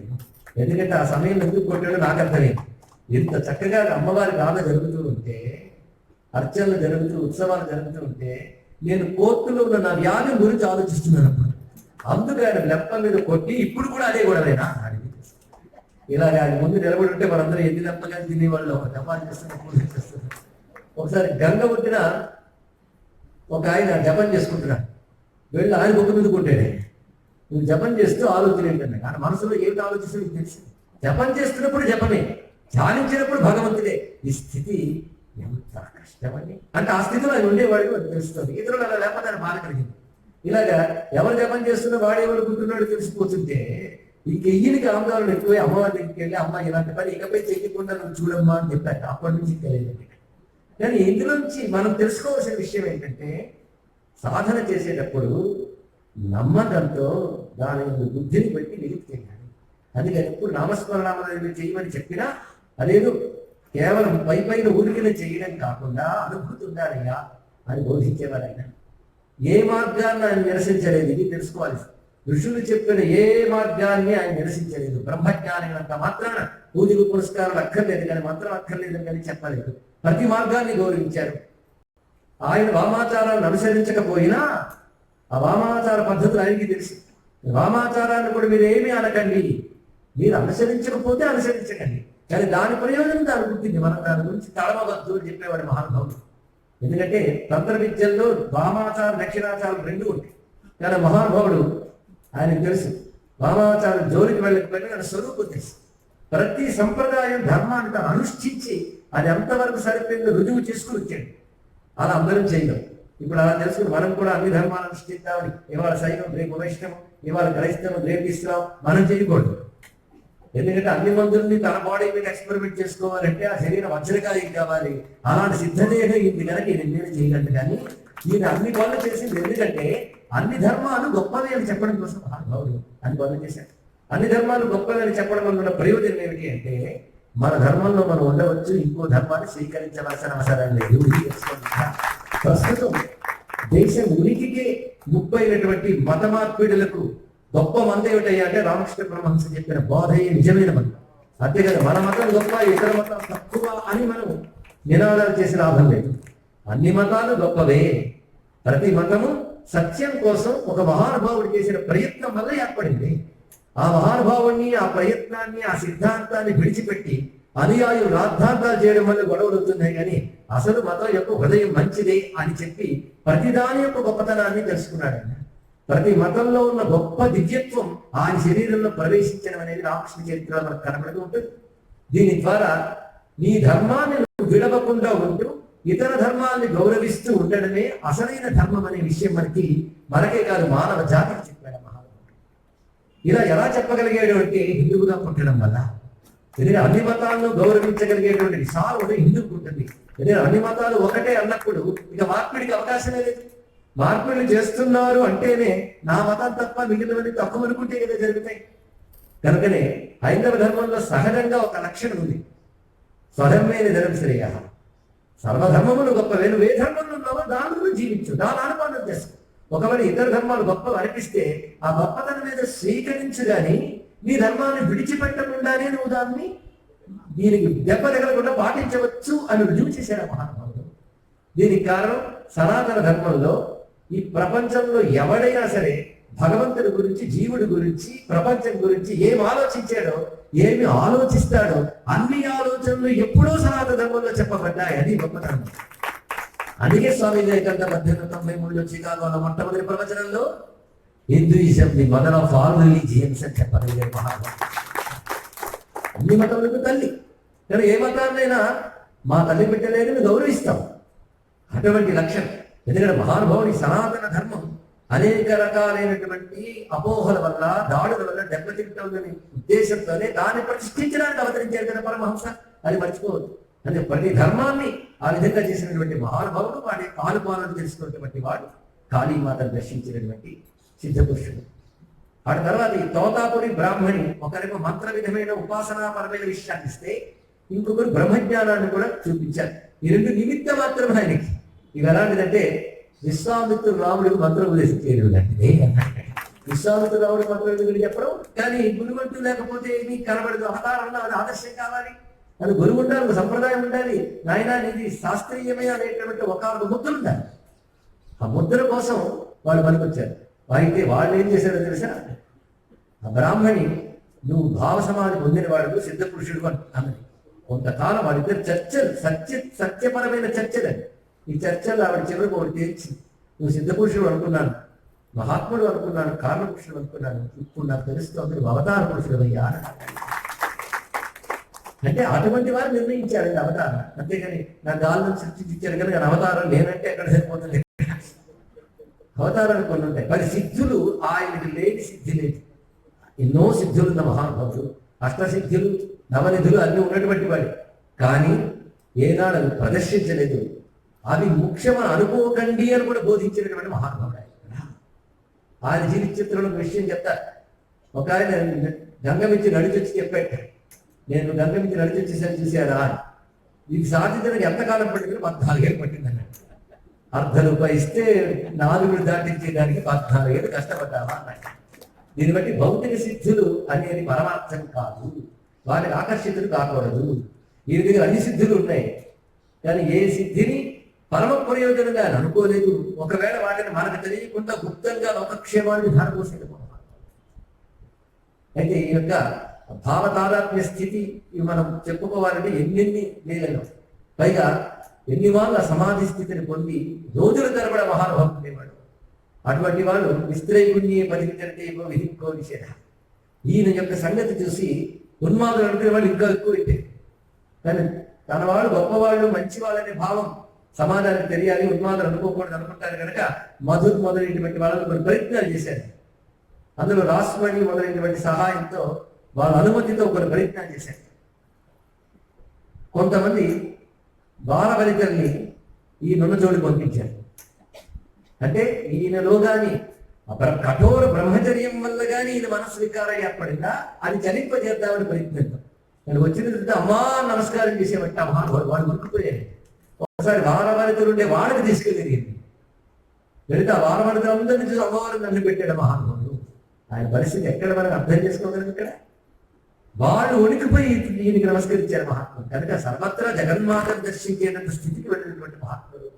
అయితే ఆయన ఒక మాట అంటాడు, నేను కామాన్ని జయించేదని అహంకరించుకోవడం. ఒకప్పుడు నేను కామాన్ని జయించేదని అహంకరించిన సమయంలో నేను సాధన చేస్తున్న దశలో నా మహాకాముడు వెళ్ళిపోద్ది. అప్పుడు నేను అమ్మవారితో అన్నాను, అమ్మ నేను కామాన్ని జయించేదన్న అహంకారం ఇప్పుడు వదులుకుంటున్నాను తల్లి, నీ దయ అంటే అప్పటి నుంచి అది కూడా. దీన్ని బట్టి ఒకటి నేను జయించాను, జయిస్తానన్న అహంకారం కూడా వదులుకుని అమ్మవారి అనుగ్రహం అనుకోవాలి. అందుకే తోటాపురితో చెప్తారు, నువ్వు నిర్గుణ బ్రహ్మమే సమస్తమే, అమ్మవారి ఏమిటి శివుడు ఏమిటి అంటావు, కానీ ఈ సమస్త బ్రహ్మాండాలను తిప్పుతున్న జగజ్జని నా తల్లి, ఆవిడ అనుగ్రహం లేనిది ఏ జ్ఞానము లేదు అని చెప్పాడు మహానుభావుడు. ఆ తల్లి దయలేనిది ఏమీ లేదు. అంతేకాదు కాళీ అనగానే ప్రతి వాళ్ళు ఉగ్రమైన స్వరూపం, నాలిక బయటికి వేలాడదీస్తుంటుంది, కత్తి పట్టుకుని ఉంటుంది. ఇలాంటి దేవుడిని పూజిస్తారు మీరు అని మనం ఎద్దేవా చేసే వాళ్ళకి ఇప్పుడు అలాంటి ఎద్దేవా చేసే వాళ్ళు ఉన్నారు. కానీ వాళ్ళు మన సమాధానం చెప్పలేకపోతున్నాం. కానీ ఆనాడు సమాధానం చెప్పారు రామకృష్ణ పరమహంస. మళ్ళీ ఆ సమాధానాన్ని అర్థం చేసుకుని కాళీమాత మీద ఒక అద్భుతమైన గ్రంథాన్ని ఇంగ్లీష్లో రచించారు. ఇవాళ ఎవరి పేరును మనం ఈ ఉత్సవాన్ని చేసుకుంటున్నామో ఆ సిస్టర్ నివేదిత. ఆవిడ కాళీమాత డివైన్ మదర్ అనే అత్యద్భుతమైన పుస్తకం రాశారు. అందులో ఖాళీతత్వం ఎంత అద్భుతంగా వ్యాఖ్యానించబడిందో, అలాగే పాశ్చాత్యులైన వాళ్ళు మన యొక్క తత్వాన్ని గ్రహిస్తూ ఉంటే మన వాళ్ళు వాటిని గ్రహించకుండా ఎటుపోతున్నారు ఆలోచించండి. అయితే ఆమె రచించడానికి కారణం స్వామి వివేకానంద యొక్క అనుగ్రహం, పరమహంస యొక్క కృప, అమ్మవారి యొక్క దయ. అయితే ముఖ్యంగా వివేకానంద గురువు గారు అయినటువంటి పరమహంస ఆయన చూపించినటువంటి దృష్టి ఎలాంటి దేవతను ఎలా చూడాలో చెప్పాడు. ఒక బ్రహ్మజ్ఞాని దేవతను దర్శించినప్పుడు దేవతను కుదురుడు, దేవతను బ్రహ్మజ్ఞానంతో దర్శిస్తాడు. మా అమ్మ అంటే ఏమిటో చెప్తున్నాను వినండి అన్నాడు. ఆ తెల్లని శివుడి గుండె మీద కాలు పెట్టి నిలిచింది మా నల్లని అమ్మ. ఏమిట్రా ఈ నల్లనితనము అంటే ఆ తల్లి అంతుపట్టని తనమే నల్లనితనము. ఇక్కడ అనంతత్వము వర్ణము నలుపు తెలుసుకోవాలి. ఇక్కడ అనంతమైన ఆకాశం నీలంగా కనిపించట్లేదు, నా రంగుగా కనిపించింది. ఎందుకైతే నీలం కనబడుతుందంటే అగాధము అనంతత్వము రెండు, ఒక డెప్త్, ఒక విస్తారం, ఈ రెండు ఉన్నాయి ఇక్కడ. అగాధము అనంతత్వము ఎక్కడ ఉంటుందో విస్తారము, దాని యొక్క వర్ణం నలుపు. మీరు కావాలంటే పశ్చిమ మహాసముద్రాన్ని చూడండి, పరమ నీలంగా కనబడుతుంది, తీసి చూస్తే నీళ్ళు తెలిపాయి. అంటే ఏ వికారము లేదు కానీ అనంత అగాధ తత్వం వల్ల నీలంగా కనబడుతుంది. కానీ ఏ వర్ణం లేనిదే నీలవర్ణం, కనుక ఏ వికారం లేనిది కనుక నీలవర్ణం. అనంతమై అగాధమై బహిర్ముఖులకు సుదూరమై ఉంది కనుక అనంత నీలవర్ణంతో ప్రకాశిస్తుందని అమ్మవారి వర్ణాన్ని వ్యాఖ్యానించారు మహానుభావుడు. మరి ఏంటయ్యా రెండు చేతుల్లో అలా పట్టుకున్నది అంటే, కుడి చేతిలో అభయ వర్గ హస్తాలు ఉంటాయి. కాళీయమ్మ భవతారి మా తల్లి దక్షిణేశ్వరంలో ఉంది. ఆ తల్లి అమ్మవారు రాసమణి కనబడి కట్టించుకుంది. రాసమణి అంటే ఏమిటో చెప్పారు పరమహంస. అమ్మవారి దగ్గర పార్శ్వచరులైనటువంటి సేవికా నాయికలు మొత్తం 8 మంది ఉంటారు. అందులో ఒక ఆమె భూమి మీద కాళీయారాలని వ్యాపింపజేయడానికి పుట్టింది, ఆమె రాసమణి. ఈ రహస్యం ఎవరు చెప్పగలరు? పరమహంసలు అంటే వారు చెప్పగలరు, దృష్టి కలిగిన. అందుకు ఆమె పుట్టింది కాళీ తత్వాన్ని వ్యాప్తి చేయడానికి పరమహంస అవతరించారు. ఏముంది ఇక్కడ? మొత్తానికి అమ్మవారి కుడి చేతిలో అభయాస్తం, వరదాస్తం, ఎడమ చేతిలో ఒక ఖడ్గము, తెగిన మానవ శిరస్సు ఉంటుంది. ఏమిటయ్యా ఈ తత్వము అంటే గొప్పగా చెప్పారు. కుడి చేతితో శిష్టజన రక్షణ, ఎడం చేతితో దుష్టజన శిక్షణ చేసేటువంటి ఈశ్వర తత్వమే అది. నాలుగేంటయ్యా అలా వేలాడేసుకుంటుంది అంటే కాలం జగద్భక్షక, కాలం అన్నిటినీ నింగడమే దాని లక్షణం. ఈ క్షణం ఇప్పుడు వచ్చింది అనుకుంటాం, మరక్షణంలో వెళ్ళిపోతుంది. కనుక ప్రతి ఘటన కాలంలో వెళ్ళిపోతుంది. ఘటనలు చేసేటప్పుడు 2 విధాలుగా ఉంటుంది. ఆలోచించి చేస్తాం, ఆలోచించిన తలపని చెయ్యడం చేతి పని, 2 కదా. ఈ ఆలోచనలు ఆచరణలు ఎంతకాలం నువ్వు ఎంత విర్రవీగినా ఈ ఆలోచించేవి ఆచరించేవి కాలంలో కలిసిపోతుంది. అందుకే ఆలోచించే తలకాయలు కంఠ మాలికలుగా చేసుకుని ఆచరించే చేతులని ఒక గౌనులా చుట్టుకుందయ్యా మా అమ్మ అని చెప్పాడు మహానుభావుడు. ఇలాగా విగ్రహాన్ని తత్వంగా ఎలా చూడాలో చెప్పాడు.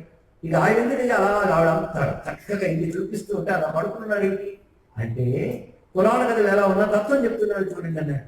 ఎందుకంటే అకర్త బ్రహ్మము, ఆయన అకర్త, కేవలం సాక్షిభూతుల స్థానం. ఆయన యొక్క శక్తి వ్యాపించి పనిచేస్తుంది. అదే శక్తి వైష్ణవి. ఎందుకంటే ఒక గదిలో దీపం వెలిగించాం, కాంతి గదంతా వ్యాపిస్తుంది, దీపం ఉన్న చోట ఉంటుంది. శివుడు దీపం, అమ్మ కాంతి. ఆయన అకర్త స్థానం, ఆయన యొక్క చైతన్యమే వ్యాపకమైంది. ఇంత తత్వాన్ని కాళీలో దర్శించాడు. అంటే ఒక దేవతని ఒకానొక మహిమాన్వితమైన మూర్తిగా చూడడం కాదు, ఒక విశ్వచాలకమైన మహాశక్తిగా దర్శించాడు. ఎలాగో చెప్పాడు మహాత్ముడు.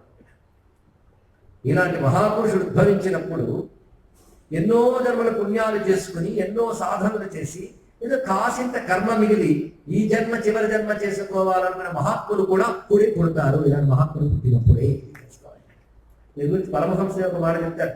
ఒక పెద్ద కెరటం వచ్చి చిన్న కెరటాన్ని తీసుకుపోయినట్టు ఒక మహాపురుషుడు ఉద్భవించి మరికొంత తనతో పాటు తీసుకుపోతారు. ఆ సమయంలో వచ్చినటువంటి మహానుభావులు సామాన్యులు కారండి. ఒక్కొక్కరు పెద్ద ఉపాసకులు, పిల్లలు మొదలుకొని పెద్దల వరకు ఆయన దగ్గర అనేక మంది ఉన్నారు. గృహస్థ భక్తులు ఉన్నారు, సన్యాస భక్తులు ఉన్నారు, బాలభక్తులు ఉన్నారు. బాలభక్తులుగా చేరినవాడే నరేంద్రుడు, తెలుసు కదా, స్వామి వివేకానంద. ఆయన బాలభక్తులుగానే చేరాడు. అప్పటికే ఆయన బ్రహ్మ సమాజం మొదలైనటువంటి ప్రభావం చేత భగవంతుడికి రూపం ఉండదు, నిరాకారం మీద అనుకునేవాడు. నేను భగవంతుడిని చూశాను, ఎవరు చెప్పగలను అంటే ఈ దగ్గరికి వచ్చి నేను చూశానని చెప్పాను అనుభవంతో. అది చాలా మంది తెలిసిన ఘట్టంగా ఎక్కువ విస్తరించి వెళ్ళను.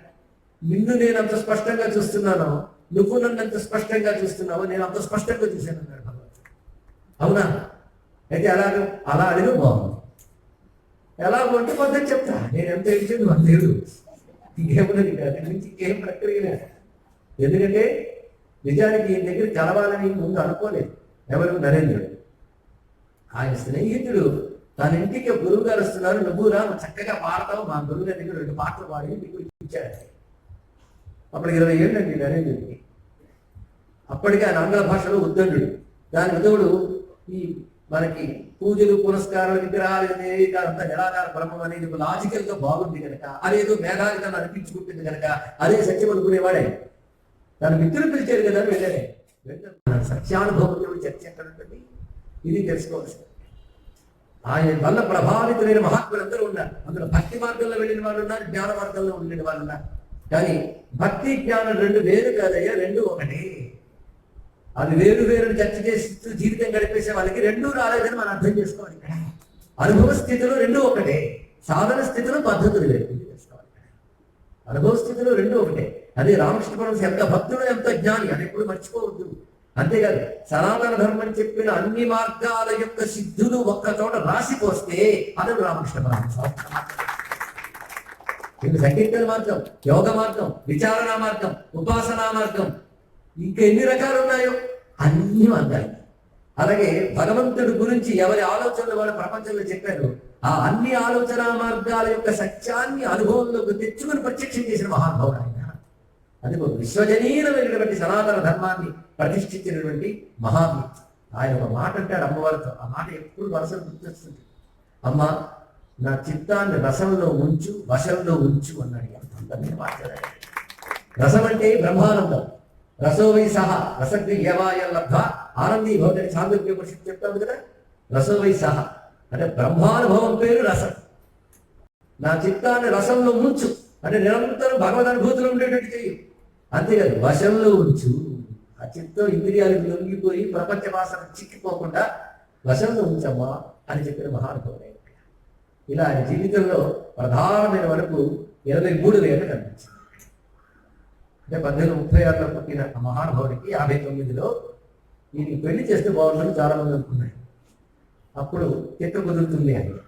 కానీ తన తెక్కకి దెబ్బలేని అమ్మాయి ఒకటి తెలుసుకున్నాడు. ఆయన సిద్ధపురుషుడు కదా. అమ్మాయి ఎక్కడుందో కూడా చెప్పాడు. ఆ తల్లి శారదాదేవి. సామాన్య తల్లిని తలంచుకుంటే చాలా మన బతుకు ధన్యమైపోతుంది. స్వామి పరమార్థానంద నాపై వాత్సల్యంతో హైదరాబాద్ రామకృష్ణ మఠంలో శారదాదేవి గురించి నాపై ప్రవచనం చేయించిన విషయం నాకు గుర్తుకొచ్చింది. ఇక్కడి వాతావరణం చూస్తూ ఉంటే, ఇక్కడ ఉన్నటువంటి సన్యాసాన్ని వాళ్ళు చూస్తుంటే ఒక ఆనందం కలిగి అది గుర్తు తెచ్చుకుంటున్నాను ఒక్కసారి. ఆ శారదమ్మ గురించి చెప్పాలంటే పెద్ద ప్రవచనం తల్లి. ఎందుకంటే స్వామి వివేకానంద ఒక మాట అంటారు, పరమహంసే నేను అర్థం చేసుకోగలను కానీ ఆ తల్లిని అర్థం చేసుకోవడానికి ఇంకా ఎదగాలి అన్నాడు. అంత మహాత్ముడు ఆయన మాట అంటాడు, నేను కఠోర బ్రహ్మచర్యం చేయగలిగానంటే ఆమె దయ వల్ల అన్నాడు. ఎందుకంటే ఆమె చిన్నపిల్లగానే వచ్చింది, యవ్వనంతో ఉంది. అయినా ఆయన ఏమి ఆకర్షించే ప్రయత్నమే చేయకుండా ఆయన్ని దైవంగా పరుచుకుంది. పైగా ఆయన మాట అన్నాడు పరమహంస, నాకు పెళ్ళైన వెంటనే అమ్మవారి దగ్గరికి ఏమన్నానంటే, పెళ్లి చేసుకొచ్చాను కానీ ఆమెకు ఎటువంటి వికారాలు కలగకుండా నువ్వు ఆ మనస్సుని నువ్వే చూడతాను ప్రార్థించాను.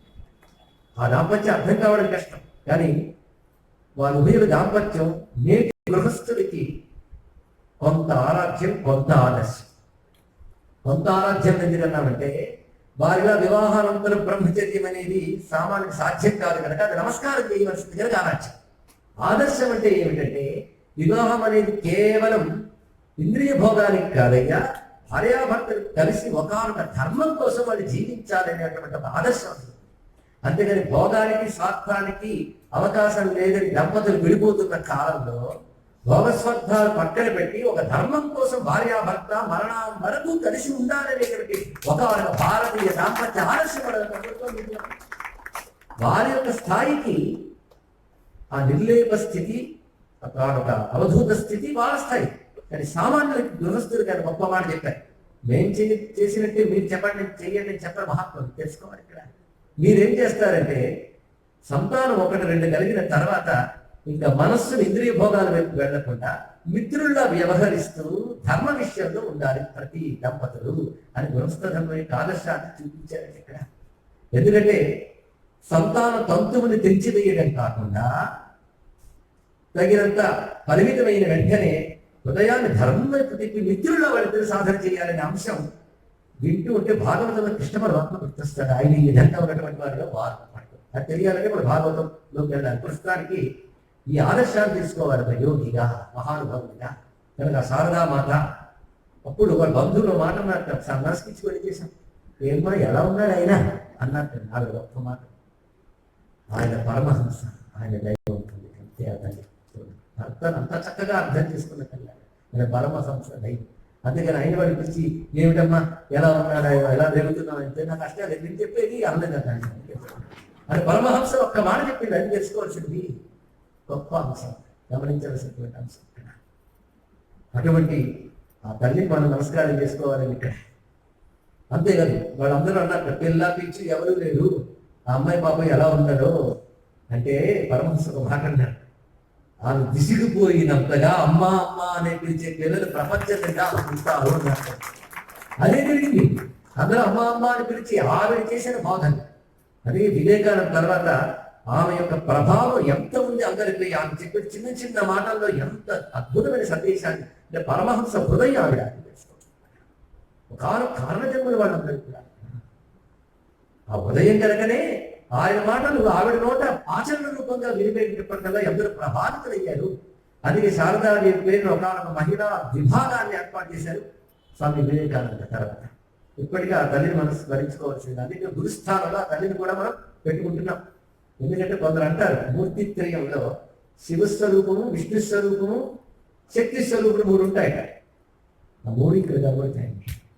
గదాధరుడు కనుక విష్ణు స్వరూపం అయితే, వీరేంద్రుడు నరేంద్రుడే వివేకానంద అయ్యాడని చాలా మంది తెలుసు కదా. శివస్వరూపం అయితే శక్తి స్వరూపం చాలా మూర్తిత్రయాలు మరి ఈ కోణంతో మనం పరిశీలిస్తే మధురంగానే ఉంటుంది, సహజంగానే ఉంటుంది, అది సందేహం లేదు. మొత్తానికి ఈ మహానుభావుడి యొక్క జీవితంలో 3 ఘట్టాలు ప్రధానంగా మనం చూసుకుంటాం. అంటే బ్రాహ్మణి యొక్క యోగీశ్వరి యొక్క రాక, తోతాపురి యొక్క ప్రవేశం, వివాహం, ఈ 3. ఈ మహానుభావుడికి జీవన శైలిలో మనం గమనించవలసింది నిత్యం కూడా అవధూత అయిన ఆయన యొక్క ఆశ్రమానికి చెందిన వాడు కూడా అత్యాశ్రమి. తన ఆశ్రమం వీరిని మీకు చెప్పలేదు ఇక్కడ. ఆ విధంగా ప్రవర్తించాం. మరి చెప్పేటప్పుడు జీవిత సరళిలో ముందు కనుక కాలం పట్టే అవిండొచ్చు కానీ సంఘటనల్ని పరిశీలిస్తే ఆయన గృహస్థ సన్యాస ఏమిటి నిర్ణయిస్తారు అంటే ఆయన అత్యాశ్రమి అంటారు. అటువంటి వారిని ఒక రమణ మహర్షి, ఒక రామకృష్ణ పరమహంస అటువంటి స్థితికి చెందినటువంటి వారు. వాళ్ళందరూ నిస్త్రేయే పరిశీలించే అనే స్థితికి చెందిన వారు. ఆయన చేసిన ఉపదేశాల్లో ఏ ఒక్కరి పట్టుకున్న బతుకులు మారిపోతాయండి. చిన్న చిన్న మాటలతో ఎన్ని విషయాల మహానుభావుడు పొందించాడు. అందుకే ఒక ప్రవచనం చెప్పేటప్పుడు ఆయన మాట లేకుండా ప్రవచనం సాగదు అనే లక్షణం నాకు లేదు. ఆయన మాటలను జీర్ణించిపోయి ప్రతి అంశంలో కూడా, ప్రతి దాంట్లో కూడా. అందుకే కర్మ గురించి కానీ, భక్తి గురించి కానీ, జ్ఞానం గురించి కానీ సమన్వయించిన తీరు అద్భుతం. ఒకసారి వివేకానంద ఆయన మధ్యకి వెళ్ళినప్పుడు అద్వైతం అంటే అంత బ్రహ్మమే కదా, నాకు ఈ మాట నచ్చదు. ఆ కర్ర బ్రహ్మమే, ఈ బల్లా బ్రహ్మమే, ఏదో బ్రహ్మమే, వినడిగిన బాగుందండి అన్నట్ట. అవునా అని చిన్న నవ్వులవి తన చేతి వివేకాన్ని తగిలించారు. మహాత్ములు వారి స్పర్శ మాత్రం చేత వివేకానంద ఆ సమయంలో సర్వం బ్రహ్మమయం అనే మాట అనుభవానికి వచ్చిందని కాబట్టి ఆ ఆనంద తరంగంలో తాను ఒక అలైపోయింది. ఇక్కడ ఆ స్థితి నుంచి బయటకు రావడానికి చాలా కష్టమైంది. కానీ అంతా బ్రహ్మమయం అనుకున్న స్థితిలో వ్యవహార సాగదు, వ్యవహారాతీతులైన వాడే ఆ స్థితిని పొందగలడు. ఇది అర్థం చేసుకున్నాడు. వివేకానందకి అందించిన సూచనలు చాలా గొప్పది. ద్వైతం, విశిష్టాద్వైతం, అద్వైతం 3 భిన్న భిన్న అంశములు కావు. ఒక చక్కని ఆధ్యాత్మిక సాధనలో అందమైన 3 మజిలీలు చెప్పాడు. చాలా అద్భుతమైనటువంటి. అలాగే భారతీయ హైందవ ధర్మాన్ని అర్థం చేసుకోవడానికి పరమహంస చెప్పిన మరొక గొప్ప మాట ఏంటంటే కళలు, విజ్ఞానము, వేదాంతం అంటే తాత్వికత. కళలు, విజ్ఞానము, తాత్వికత, ఆర్ట్స్, సైన్స్ అండ్ ఫిలాసఫీ. ఈ 3 మేలు కలయికే హిందూ ధర్మం అని చక్కటి అక్కడ 3 ఉన్నాయి మన సనాతన ధర్మంలో. ఎన్ని అద్భుతమైన మాట. అంతేకాదు ఆయన ఏ శాస్త్రాలు చదవలేదు. ఒక అన్న ఎవరు ఏ శాస్త్రాలు చదివారు, ఏం చదివారంటే విశ్వంలో ఉన్న శాస్త్ర గ్రంథాలన్నీ మాల కట్టుకుని మెడలో వేసుకొని అమ్మవారి దగ్గరికి వెళ్ళి ఇవన్నీ ఇచ్చేస్తాను, నీ పాదాలనే భక్తిని ఇవ్వమ్మా అని అడిగాను. సర్వశాస్త్రం సారమని. అలాగే నేను శాస్త్రం చదవలేదు కదా, అందుకే తెలియదని అందరికి హక్కు లేదు. ఎందుకంటే శాస్త్రజ్ఞానం వేరు, అనుభవం వేరు. అనుభవం వచ్చేది శాస్త్రం ఎందుకండి. ఒక చోట ఆయనే అంటాడు, ఒక 2 భక్తులు కాళీమాతను పూజించారు. కాళీదేవి ప్రత్యక్షమైన వెంటనే ఒక భక్తుడు మూర్చిపోయాడు, ఒక భక్తుడు దండం పెడుతూ నిలబడ్డాడు. కొంతసేపు అయిపోయి వాడు చిన్న వచ్చింది. వచ్చి అమ్మా నువ్వు కనబడినప్పుడు ఆయన మూర్చిపోయి నేను నిలబడ్డాను, ఏమిటమ్మా అంటే ఇలాంటి మూర్ఛలు జన్మలు ఎన్నో పోయావు, నువ్వు ఇవాళ నిలబడ్డావు. ఇది తెలుసుకోవాలి. సాధన ఎప్పుడైనా అనేక జన్మల నుంచి ఇవాళ పండింది. అందుకే ఎక్కువ తక్కువ నచ్చడానికి లేదు. ఇది కూడా గమనించవలసినటువంటి ప్రధానమైన అంశం. ఎందరందరిని ప్రభావితం చేసి తాను స్వయంగా వారి జీవితాన్ని మార్చాడు. ఎందుకంటే వీళ్ళ సాధనలకు అవసరం లేకుండానే వాళ్ళ పూర్వజన్మల యొక్క సంస్కారాన్ని తెలుసుకుని అనుగ్రహం మాత్రం చేతనే సిద్ధినిచ్చాడు. ఎందుకంటే అవతార పురుషులు ఇంకొకరికి ముక్తిని ఇవ్వగలరు, జ్ఞానం ఇవ్వడం కాదు ముక్తిని ఇవ్వగలరు. ముక్తినిచ్చినటువంటి మహానుభావులు ఎందరికో ఇది తెలుసుకోవాల్సిన అంశాల్లో ప్రధానమైనది. అయితే ఆయన చేరిన భక్తులు నరేంద్రుడు వారు మనకు ప్రధానం. స్వామి వివేకానంద చివరిలో ఆయన ఎదురుగా కూర్చున్నప్పుడు ఆయన చూస్తూ ధ్యానంలోకి వెళ్ళిపోయారు పరమహంస. స్వామి వివేకానంద కళ్ళల్లోకి చూస్తూ ధ్యాన సమాధిలోకి వెళ్ళిపోయారు. ఆ సమయంలో ఆయన చూస్తూ కూర్చున్న వివేకానందలోకి అంటే నరేంద్రుడిలోకి ఆయన నుంచి ఒకనొక తేజస్సు లోపలికి ప్రవేశించి ఒళ్ళంతా విద్యుత్ శక్తి కంపనల్లా ఉంది. అప్పుడు వెలికి వచ్చి నా శక్తులని నేను పంపాను, నీ ద్వారా జగత్తుకి మేలు జరగాల్సింది, ఆ తర్వాతే నీ నిర్గమనం అన్నారు. అంటే మహానుభావుడు సిద్ధి పొందడానికి సిద్ధమైనా ఆయన చేతి పనిపెట్టించాడు ఆయన. అయితే వివేకానంద చేరిన కొత్తల్లో, అప్పటికి నరేంద్రుడి చేరిన కొత్తల్లో నా మంత్రాలు సిద్ధులు అన్ని ఇస్తాను తీసుకుంటామని అడిగాడు. నాకు అవేమి భగవత్ సాక్షాత్కారం ఇప్పించాను అన్నాడండి మహానుభావుడు. అది పరీక్షగా ఆయన అన్నాడు. ఆయన సిద్ధి పొందాడు కానీ ఆయనకే ఇచ్చాడు. ఎవడు నిష్కాముడు, ఎవడు నిస్వార్థపరుడో వాడికి సిద్ధులు ఇవ్వాలి. ఎవడికి డబ్బు అక్కర్లేదు వాడికి డబ్బు ఇస్తే ఆ డబ్బుతో ధర్మ కార్యక్రమాలు జరుగుతాయి. ఆయన ఇచ్చాడు సిద్ధికి. ఆ మహానుభావుడు తర్వాత ఏం చేశాడు అందరికీ తెలుసు కదా, నరేంద్రుడు. అయితే నరేంద్రుడు తక్కించి అని ఏది త్యాగం మహానుభావుడు. ఒకసారి పరమహంస గారు ఆ చివరి గడియల్లో ఇంకా అనారోగ్యంగా బాధపడుతున్నారు. కర్మని తెచ్చుకున్నారంటే ఎవరి కర్మను తెచ్చుకున్నారు, కర్మ అలా ఉన్న స్థితిలో ఇలాంటి దయనీయమైన అనారోగ్య స్థితిలో కూడా ఈ అవతార పురుషులని చెప్తే నేను నమ్ముతాను మనసులో అనుకున్నట్టు. మనసులో ఆయన ఒక్కసారి కళ్ళు తెచ్చి ఎవడు రాముడు ఎవడు కృష్ణుడు వాడే ఇక్కడ ఉన్నారు, ఈ రూపంలో ఉన్నారు, మీ వేదాంత ప్రకారం కాదు ఇది అన్నారు. అంటే అర్థం ఏంటి? వేదాంత ప్రకారం అంటే సర్వప్రభవి అందులో భగవంతుడు అలా మీరు భగవంతుడు అవతరించిన సత్కార్యం చేస్తాడంటారే ఆ స్వరూపం ఇక్కడ ఉంది అని చెప్పాడు.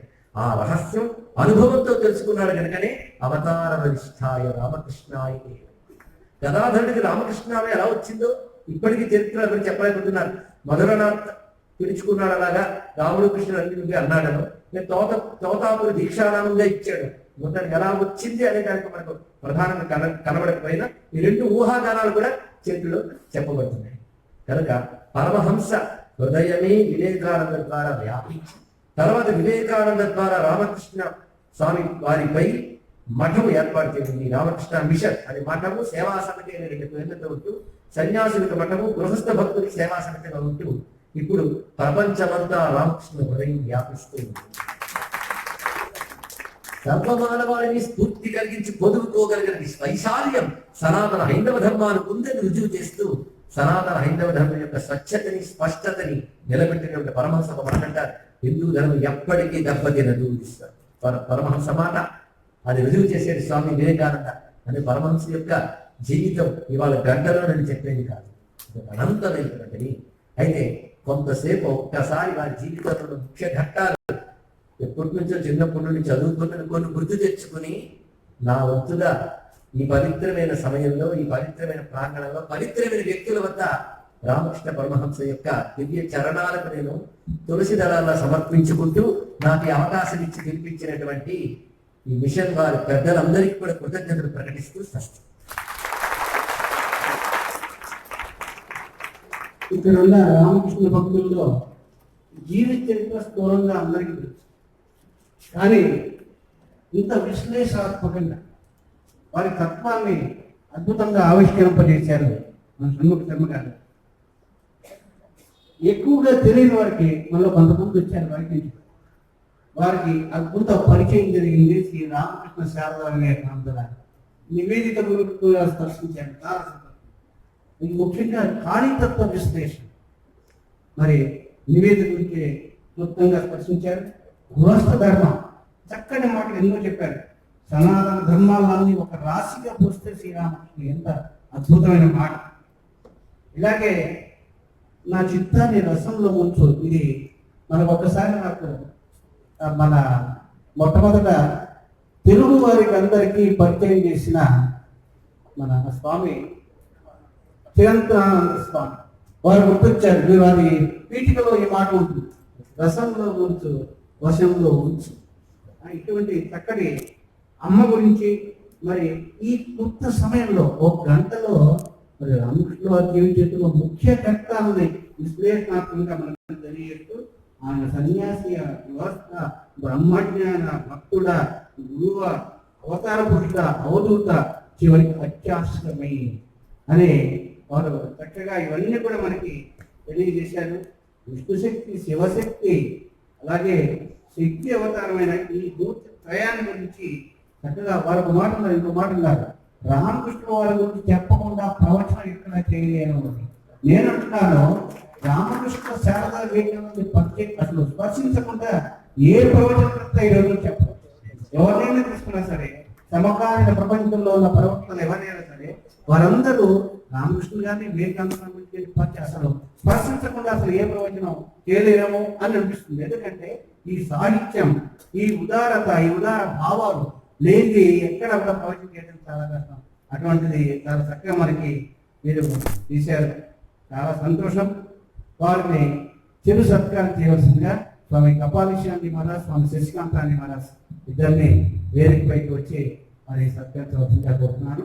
షణ్ముఖ శర్మ గారు ఇంకా ఇటువంటి మన రామకృష్ణ పటాల్లో చాలా చోట్ల ప్రవచనాలు చేస్తున్నారు. ఇటువంటి వారి ద్వారా వెళ్తే ఇంకా ఎక్కువగా సరిగ్గా అర్థం చేసుకునే అవకాశం ఎక్కువ మందికి లభిస్తుంది అని తెలియజేస్తూ వారు వచ్చి మరి ఇక్కడ వారి సమయం చాలా విలువైంది, ఎంతో బిజీగా ఉంటారు. అయినా సరే ఇక్కడికి వచ్చి మనందరికీ ఈ చక్కటి ప్రసంగాన్ని చేసినందుకు మనందరి ద్వారా వారికి ధన్యవాదాలు తెలియజేస్తూ, ప్రణామాలు తెలియజేస్తూ మనందరికీ కూడా జై రామకృష్ణ అంటూ వారికి సత్కారాన్ని ఇద్దాం. జై రామకృష్ణ, జై మా శారద, జై శ్రీ వివేకానంద, జై నివేదిత.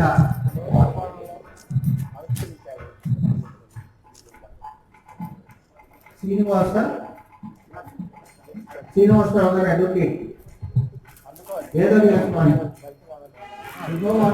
ఇస్తారు. శ్రీనివాసరావు గారు మీరు బయట వచ్చండి. శ్రీనివాసరావు గారు